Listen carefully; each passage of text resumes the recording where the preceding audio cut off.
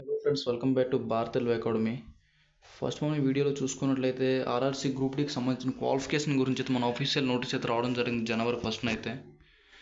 ఆ జనవరి 1 నోటిఫికేషన్లో మనం చూసుకున్నట్లయితే ఇక్కడ ఏం మెన్షన్ చేశారంటే 2019 ప్రకారంగానే ఈసారి నుంచి ఇప్పుడు వచ్చిన అప్కమింగ్ వేకెన్సీ కాకుండా నెక్స్ట్ ఫ్యూచర్ వేకెన్సీకి కూడా 10th వాళ్ళకి కూడా ఐటీఐ వాళ్ళకి ఏ విధంగా టెక్నికల్ పోస్టులు అన్నీ ఎలిజిబిలిటీ ఉంటాయో 10th వాళ్ళకి కూడా ఎలిజిబిలిటీ ఉంటుందని చెప్పేసి అయితే మొన్న అయితే రైల్వే మంత్రాలయం నుంచి అయితే అఫీషియల్ నోటీస్ అయితే రావడం జరిగింది కదా.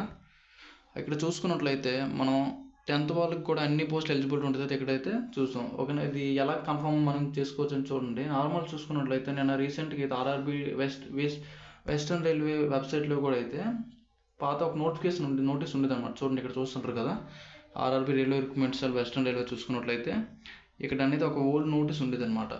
రీసెంట్గా అయితే పెట్టాడు, వెంటనే ఈ నోటీస్ అనేది మళ్ళీ క్యాన్సిల్ అంటే నోటీస్ ఇక్కడ నుంచి కూడా రిమూవ్ చేయడం కూడా జరిగిందనమాట. చూస్తుంటారు కదా. అయితే ఎందుకు రిమూవ్ చేశారంటే ఇందులో నోటీస్లో ఉన్న ఏముండదంటే మనం ఈ నోటీస్లో చూసుకున్నట్లయితే చూడండి, నోటీస్లో చూసుకున్నట్లయితే మెకానికల్ డిపార్ట్మెంట్, ఎలక్ట్రికల్ డిపార్ట్మెంట్, ఈ డిపార్ట్మెంట్లో మాత్రమే ఐటీఐ ఓన్లీ స్పెషల్గా అని చెప్పి ఇక్కడ చెప్పడం ఐటీఐ కూడా నెక్స్ట్ 10th వాళ్ళకి కూడా ఎలిజిబిలిటీ ఉంటుందని చెప్పి అయితే 10th వాళ్ళకి ఓన్లీ నాన్ టెక్నికల్ పోస్టులు కొన్ని ఎలిజిబిలిటీ ఉంటుంది ఈ నోటీస్లో మీకు అనేది చెప్పడం జరిగింది కదా ఈ నోటీస్లోనే. అది ఈ నోటీస్ అయితే ఇక్కడ చూడండి, ఇక్కడ చూసుకున్నట్లయితే నోటీస్ అనేది రిమూవ్ చేశాడు అనమాట రీసెంట్గా.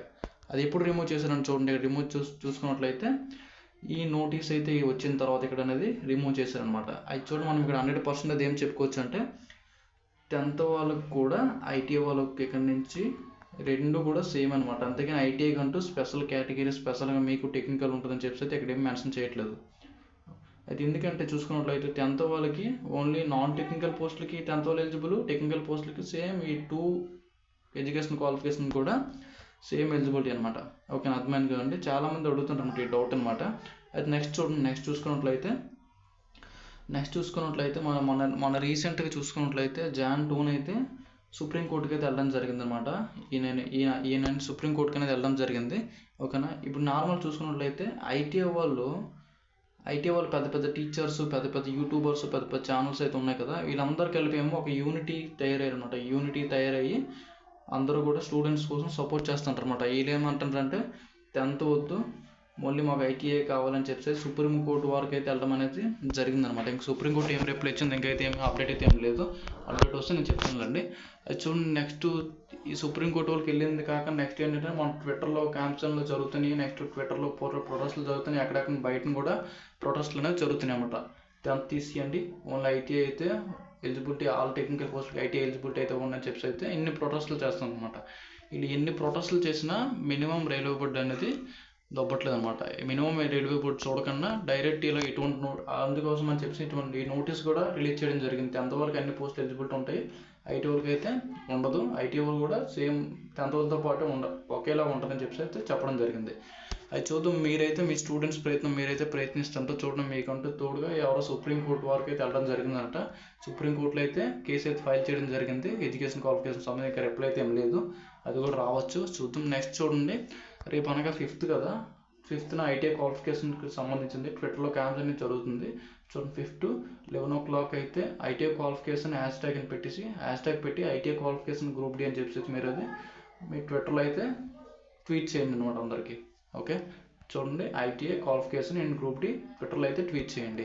అయితే ఇదే విధంగా మనకి మన Jan 2 Jan 1 ఇది జరగడం జరిగింది. టోటల్ ఐటీఐ స్టూడెంట్స్ చూసుకున్నట్లయితే ఒక 3 lakh ప్లస్ అయితే ఇక్కడ అనేది ట్వీట్ చేయడం అనేది జరిగిందనమాట. టోటల్ ఐటీఐ వాళ్ళు. ఓకేనా, ఒక 3 lakh ప్లస్ అయితే ఇక్కడ ట్వీట్ చేయడం జరిగింది. ఓకేనా, మీ ప్రయత్నం మీరు చేయండి, ఇన్ కేసు అయినా మంచిదే. ఓకేనా, అయితే ఇంకా మంచిది, ఎందుకంటే ఇన్ కేసు అయింది అనుకోండి 10th వాళ్ళకి అనేది ఓన్లీ నాన్ టెక్నికల్ పోస్ట్కి ఎలిజిబిలిటీ అవ్వచ్చు, ఐటీ వాళ్ళకి అయితే టెక్నికల్ పోస్ట్కి అయితే ఎలిజిబిలిటీ అవ్వచ్చు. ఎందుకంటే చూడండి, ఇప్పటికైతే అయ్యే అవకాశం ఏం లేదు, ఎందుకంటే నోటీస్ అయితే రిలీజ్ చేశారు కదా. చూడండి, మీరైతే ట్వీట్ చేస్తానండి, మీకైతే సపోర్ట్ పెద్ద పెద్ద యూట్యూబర్స్ అందరూ అయితే ఒక యూనియన్ తయారైతే మీకోసమే సపోర్ట్ చేస్తారు ఐటీ స్టూడెంట్స్ కోసం. చూద్దాం ఏమవుతుందో. ఇదైతే ఇప్పుడు వరకు క్వాలిఫికేషన్ చూసుకున్నట్లయితే ఫ్యూచర్ నోటిఫికేషన్కి ఏ విధంగా ఉందో అదే విధంగా ఈసారి నెక్స్ట్ నుంచి కూడా ఉంటుంది. 10th వాళ్ళకి అన్ని పోస్టులు ఎలిజిబిలిటీ ఉంటాయి, ఐటీ వాళ్ళకి అన్ని పోస్టులు ఎలిజిబిలిటీ ఉంటాయి అని చెప్పేది ఇక్కడ అనేది ఇది అనేది మనకైతే మెన్షన్ చేయడం అనేది జరిగింది. ఓకే, ఇంకేమైనా అప్డేట్ ఉంటే నేను చేస్తాను. ఓకే, క్వాలిఫికేషన్ విషయంలో. ఓకేనా. అది చూడండి, మీరు వీడియో చూస్తున్నాను ఏంటంటే 10th వాళ్ళు మాకు 10th వాళ్ళు ఏంటంటే మాకు 10th ఇవ్వాలని చెప్పేసి నువ్వేంటి బొక్క నువ్వు నాకు చెప్పేది ఈ విధంగా మెసేజ్లు చేస్తుంటారు, కామెంట్ చేస్తుంటారు. చేసుకుని నాకైతే ఏం ప్రాబ్లం లేదు. ఓకే అండి. ఎందుకంటే నేను కూడా ఆల్రెడీ రైల్వేలో ఉన్నాను. ఓకేనా. నాకైతే ఏం అవసరం లేదు. మీరు రకరకాల కామెంట్ చేస్తారు. మీకైతే ఈ విధంగా అయితే అప్డేట్ ఎవరు చేయరు నాకు తెలిసినంత వరకు. ఓకే. నేనైతే మీకు అప్డేట్స్ ఇస్తాను. ఓకే. ఏమైనా డౌట్స్ ఉంటే కామెంట్ సెక్షన్లో కామెంట్ చేయండి. ఓకే. Thank you.